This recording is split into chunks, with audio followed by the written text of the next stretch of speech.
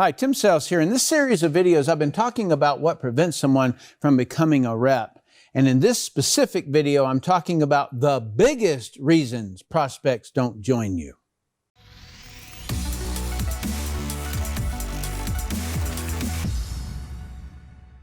It's because you didn't invite them. That is the biggest reason. In other words, I spent a lot of time blaming the prospect throughout the last, 15 videos or so. And yet the biggest reason is because you don't invite them. So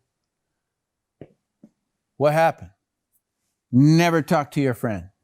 Okay, you got friends and you saw them at Thanksgiving, you saw them at somewhere and you didn't talk to them because you don't believe the true value of network marketing.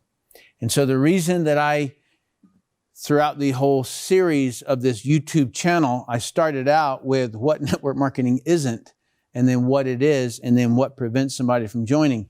And the reason being is because I wanted people to really understand the industry, because and this might be a rude comment, but I believe that if somebody knew network marketing the way that I know network marketing, that they would crawl over broken glass naked to get to what this is. Because it is so satisfying. It is so freeing. And so because I know it so well, I know all the comparisons to other industries. I know how ethical it is. I know how, yes, it can be done in a non-ethical way, but the way that I do it is ethical. And that's the reason I'm so proud of the industry, right? So proud of the millionaires that are on my team.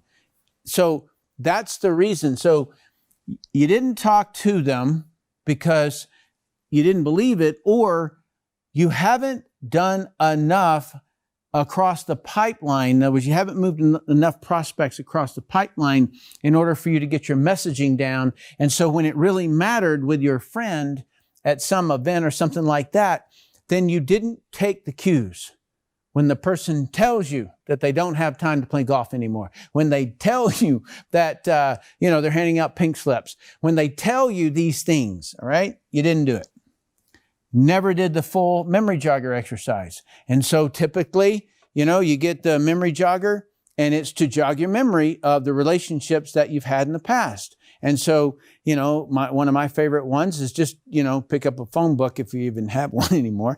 But you just go through and you say, who do I know works in appliances? Who do I know that's an accountant? Who do I know, and you just go through it, right? Who do I know that, in school? Who do I know that dances? Who do I know that dances awful? Who do I know that dances well? And in other words, you just go through that thing. And you'll kind of like pull up a whole bunch of people in your past. And so that you can contact them, not to make them, but just to talk to them, build a relationship back and offer for them to look at something. Would you have any reason, right? Never learn to run ads, postcards, etc. Never learn how to communicate network marketing well, all right? Never learned how to do the inviting formula, which is greet, qualify, invite, close to action, and follow up or follow through. Okay? The inviting formula occurs right here and only here. Every business in the world has to do this. This isn't unique to network marketing. And so whenever somebody says no to doing this, they're saying no to doing any business, really, because if they're afraid of this, then they can't do any business unless they hire somebody to do this for them. Okay? And so it is the inviting formula. You generate a lead. It can come out of your contacts on your phone. It can come from running ads. It can come from anywhere. You contact them. And in this conversation, when you contact them, is where you're going to do the greeting.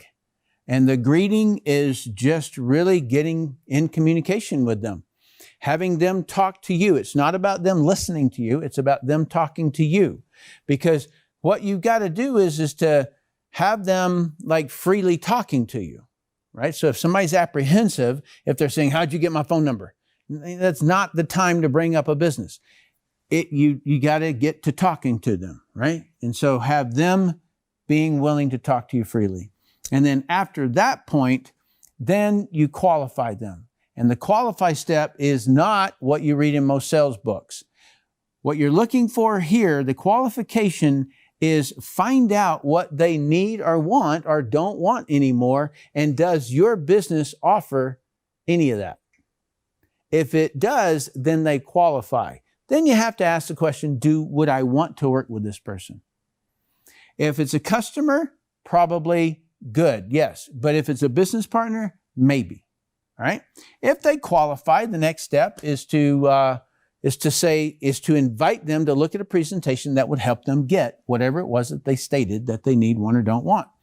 And that's the presentation. You set the close to action step to say, hey, I'm going to follow up with you when we get a chance to look at that, and you're going to follow up. Okay, so that right there it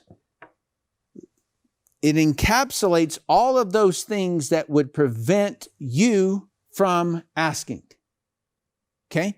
And so you don't invite them, you don't show them the business because of one of those reasons. All right? And so that's your post. That's what you have to do.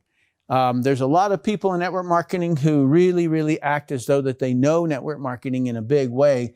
If I don't live the pipeline, I don't know network marketing. And I'm sorry to be so blunt about this. I just see it all the time. If you ever use the phrase, I already know that, then wow, that is arrogance. Okay, because if you're not living in that pipeline, then you don't know it. You intellectually know it, but you're not a master of it. And the only way you become a master of it is in the pipeline. I recently went camping, and now you got to understand that I built a business way back in 1989. I retired in 1994 at the end of 94, and it was one of those things where I was like, wow, I'm free. I'm fully free.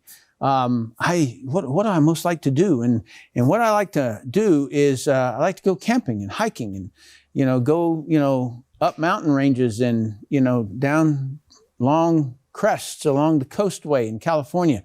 And I spent 3 years of my life, and I would be gone at 3-month blocks of time where I would just walk in trails and just enjoying peace and freedom and everything. And so I kind of considered myself a veteran in the world of camping and hiking.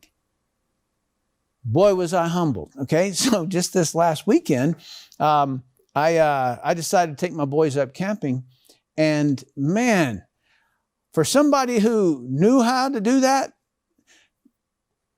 and hadn't done it in a while, I was humbled. And so that's the reason, I knew a lot about camping gear. I knew a lot about it, but because I was out of practice of it. And so that's the reason why I say that if you are not doing it on a daily basis, then you know it intellectually, but you don't necessarily know it. You don't live it. All right. And so that's the real crux of what I wanted to share with you. Intellectual knowledge does not equal mastery or money in network marketing. And so if you like this, let me know. Give me a thumbs up, comment down below and let me know that, and share it with somebody that you may kind of think of them on that story that I told you at the end.